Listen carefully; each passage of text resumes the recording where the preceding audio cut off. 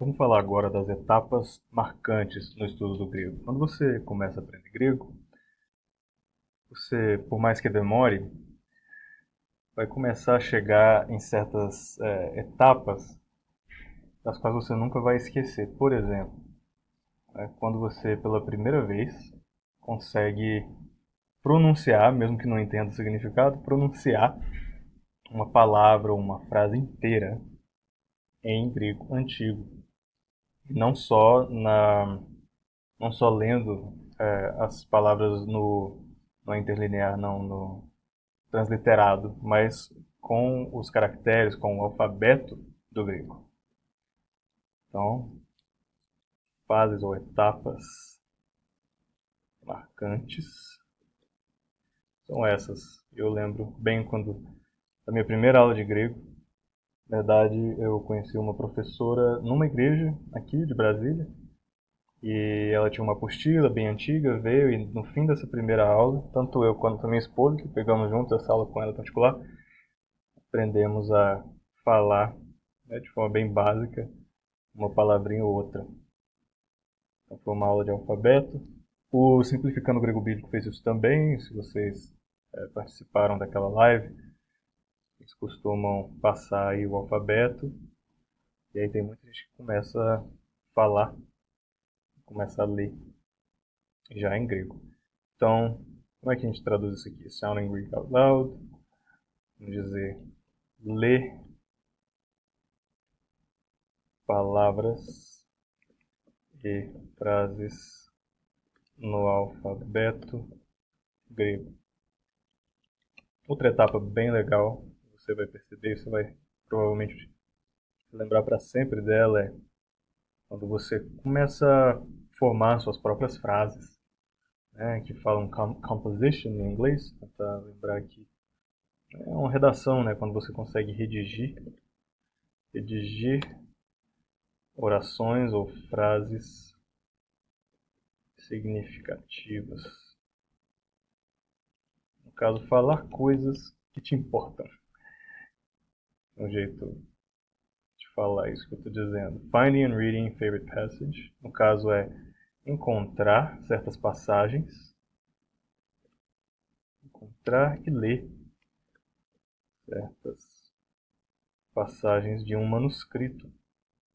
Nossa, é muito legal essa etapa.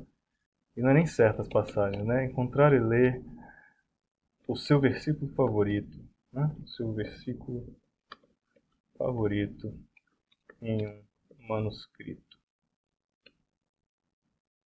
No caso, manuscrito, estou fazendo a diferença entre o que você consegue ler nos softwares em grego por aí, ou até em uma Bíblia impressa em grego. E é diferente o sentimento que você tem quando você vê uma imagem daquelas bem antigas, né? Como se fosse uma digitalização, uma facsímile de um pedaço de papiro, de um pedaço de pele gravado em grego. Então é sempre bem marcante. Outra coisa marcante é quando você entende por que é que alguma diferença na crítica textual pode ter acontecido. Então, por que é que certo pergaminho contém certa palavra e o outro pergaminho omite?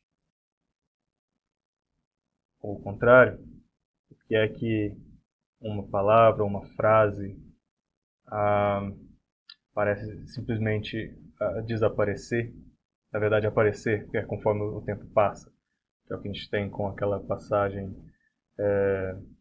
do Evangelho de João, né, que eles chamam perícope adúlteri, que é a passagem da mulher adúltera, ou o finalzinho do livro de Marcos. Então, elas parecem surgir mais tarde, não é?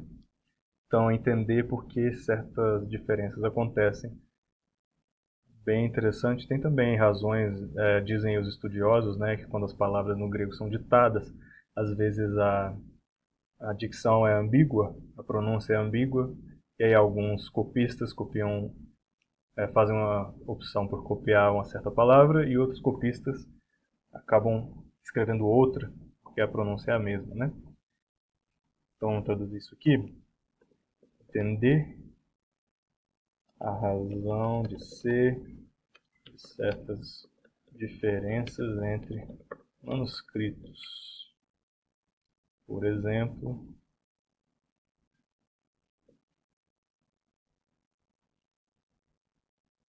pronúncia ambígua.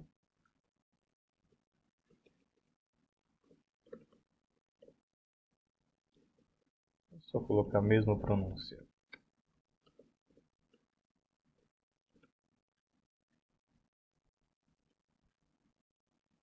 Às vezes nem é a mesma, mas são similares, né? Mas quando você está lendo rapidamente, acaba parecendo que é a mesma. Sight Reading a Bible Passage, isso é muito legal. Isso aqui acho que vai ser o dia que você vai ligar aí para sua família, para as pessoas que você ama, e vai falar: pela primeira vez eu consegui pegar um Novo Testamento, abrir um Novo Testamento e entender uma passagem. É até mais significativo se você não sabe exatamente que passagem você está lendo, mas ainda assim você consegue entender o conteúdo. Então você não está lendo tanto de memória, né? Mas ainda assim, mesmo se for de memória, mesmo que você pegue a Bíblia aí em João 3,16, mas se você conseguir ler, e eu não estou dizendo só pronunciar as palavras, mas fazer a análise das palavrinhas e entender a sintaxe do texto, e chegar a uma tradução, mesmo que seja bem grosseira, né, e não polida, é muito significativo. Então, ler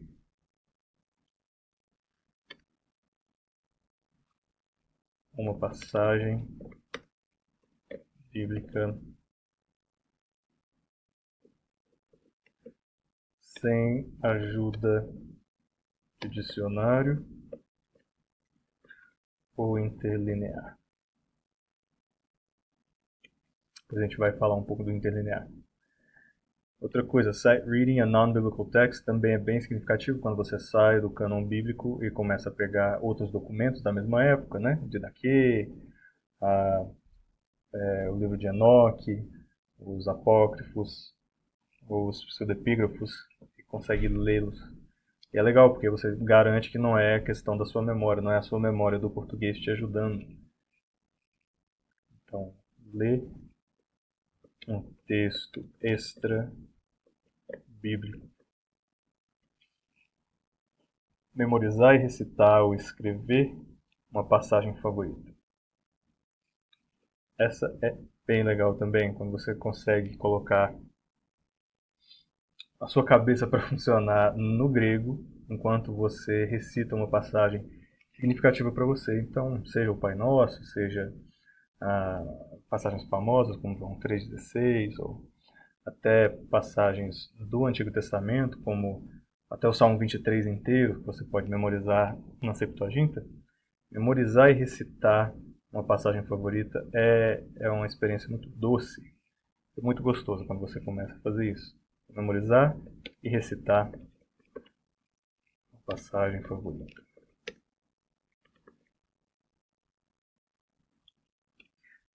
Tem também uma parte mais técnica, quando você vai avançando no grego, que você faz certas conexões, você começa a entender melhor como uma palavra, uma frase podem variar, dado contextos diferentes, dado passagem de tempo, dado, não sei, o número de pessoas, enfim. Você começa a criar, então, opções paradigmáticas, né? Por isso que eles falam os paradigmas do grego. Eles mandam a gente, os seus professores geralmente, né? Se eles são bem tradicionais, eles vão te mandar memorizar certas matrizes e paradigmas e tabelas. Então, mas quando você consegue produzir você mesmo seu próprio material, e fazer sentido daquilo e derivar padrões daquilo que você está aprendendo, isso é um marco também. Então, fazer uma.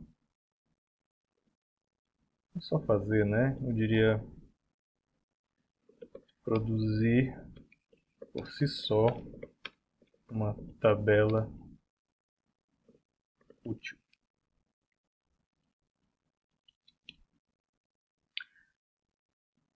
E aí tem outro aqui que é Listen to a Passage Recording at Normal Speed. Então, se você conseguir ouvir, a primeira vez que você ouve uma gravação de alguém, de preferência um nativo, né, do grego moderno, ou alguém que está tentando pronunciar no grego reconstruído. Então, ouvindo alguém falando em grego, recitando a palavra em grego, em uma velocidade normal, que para nós é extremamente rápido, né? Quem não é nativo, tudo é muito rápido. Mas ouvir a pessoa falando em velocidade normal e entender 90%, 70% que seja, mas entender do que é que a pessoa está falando e quem sabe até que passagem é essa, né? De que parte da Bíblia essa pessoa está lendo. É algo bem marcante e é uma sensação muito gostosa. Então, ouvir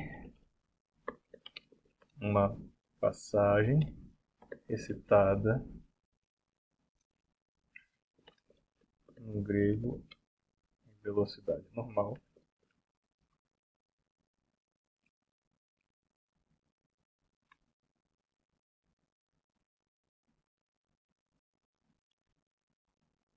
e ter uma noção de onde ela é. Também ter uma noção do que fala, do que ela fala e de onde foi tirada. Próximo, having a meaningful short spoken dialogue. É muito gostoso quando a gente consegue fazer isso. Ó.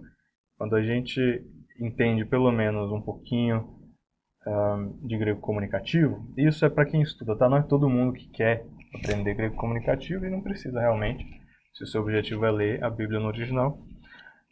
Minha opinião é de que o grego comunicativo ajuda, ele ajuda a reter toda aquela teoria que a gente acaba carregando a duras penas depois de um curso. O grego comunicativo ajuda você a manter aquelas conexões na sua cabeça limpinhas e bem utilizadas, né? Não assenta poeira, não fica, digamos assim, rapaz, ó, tô pensando só em inglês aqui, mas enfim, não cria mofo, não cria nenhum tipo de dificuldade para você usar com um bom domínio, né? Então, se você consegue, ó, a primeira vez que você consegue ter uma conversa, uma conversinha, um diálogozinho besta, tipo um hello, how are you, né? Então, uma conversa simples e curtinha em grego antigo. Pode ser até grego moderno também. Conversa simples e curtinha. Conseguir ter uma conversa simples e curtinha em grego antigo. Um grande marco. E outra, e por último aqui, speedrunning a fluency drill or review deck like it's English. Bom, no caso aqui em português, né, se você está acostumado a fazer provas de português, tem pessoas que fazem um curso, tem um pessoal do Enem aí, o pessoal que está se preparando para o vestibular, ou, não sei, pessoas que estão estudando letras ou alguma coisa assim. Lembra das suas provas de língua portuguesa ou de gramática? Vocês provavelmente tinham certas. Eles tinham que memorizar, desculpa, certos paradigms, né? Certas tabelinhas. E às vezes você fazia uma notinha em um lado do cartão e aí ficava virando como um recurso de memória. Quando você consegue fazer isso nas palavras gregas e faz isso de forma fluente, fluida, você vê aquela palavra imediatamente, ativa aquela sua memória, você vai como se fosse algo de rotina, algo fácil. Isso também é um sentimento muito bom. Então, e a revisão é uma parte significativa e muito negligenciada, inclusive, do estudo do grego. Mas quando você tem esse hábito de revisar, e aquilo vem com fluência e fluidez, é um sentimento muito bom. Então, speedrunning aqui seria fazer uma revisão dos paradigmas com fluidez e velocidade. Então é isso. Certos marcos, né? Etapas marcantes. Tem outros sim, também. Mas eu espero que você consiga cada um desses marcos. Depois você pode colocar aí também o seu testemunho para animar os outros. Tá bom? Para a próxima.